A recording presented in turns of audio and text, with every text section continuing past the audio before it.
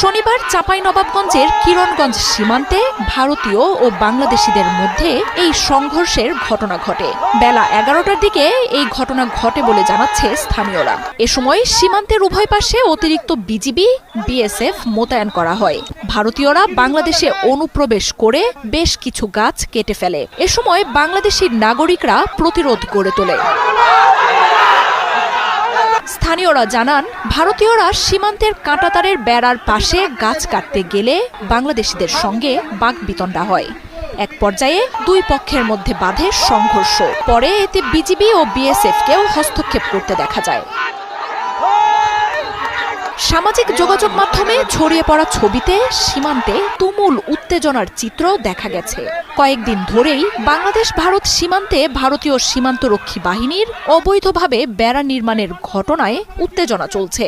শিবগঞ্জ সীমান্তে গেল সপ্তাহেই এই নিয়ে ব্যাপক উত্তেজনা দেখা দেয়। এ সময় সীমান্তে মুখোমুখি অবস্থানে চলে আসে দুই দেশের সীমান্তরক্ষী বাহিনী।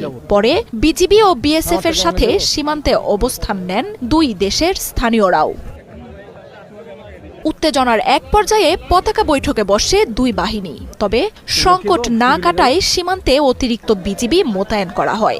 শুধু চাঁপাইনবাবগঞ্জই নয়, আরও বেশ কয়েকটি সীমান্তে ভারত অবৈধ বেড়া নির্মাণ কাজের উস্কানি দেয় গেল রবিবার ভারতীয় হাইকমিশনার প্রণয় ভার্মাকে ডেকে পাঠায় পররাষ্ট্র মন্ত্রণালয়। এর পাল্টা জবাবে পরের দিনই বাংলাদেশের ডেপুটি হাইকমিশনার নুরুল ইসলামকে তলব করে নয়াদিল্লি। পাল্টাপাল্টি এই তলবের ঘটনায় বাংলাদেশ ভারত সম্পর্কে দেখা দেয় নতুন উত্তেজনা।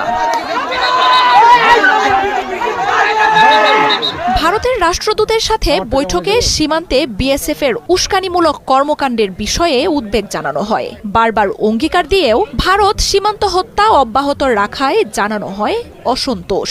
সীমান্তে উত্তেজনা বাড়ে এমন কোনো উস্কানি না দিতে দিল্লিকে পরামর্শ দেয়া হয়। পররাষ্ট্র মন্ত্রণালয় থেকে বের হয়ে ভারতীয় হাইকমিশনার জানান, সীমান্ত নিরাপত্তা ও বেড়া নিয়ে দুই দেশের ভালো বোঝাপড়া রয়েছে। এছাড়াও সীমান্তে অপরাধ, মানব পাচার এবং চোরাচালান বন্ধে ভারতের পক্ষ থেকে বেড়া নির্মাণ কাজ হাতে নিয়েছে বলে তুলে ধরেন প্রণয় ভার্মা। সহযোগিতার মাধ্যমে সংকট সমাধানের কথাও জানান তিনি। তবে ঢাকার কড়া বার্তার কয়েক ঘণ্টা পরই দিল্লিতে বাংলাদেশের ডেপুটি হাই কমিশনার নুরুল ইসলামকে তলব করে ভারতের পররাষ্ট্র মন্ত্রণালয়। সোমবার দুপুরে দিল্লি প্রশাসনের সাথে বৈঠক করেন তিনি। বাংলাদেশের সাথে ভারতের রয়েছে 4096 কিলোমিটারের দীর্ঘ এক সীমান্ত।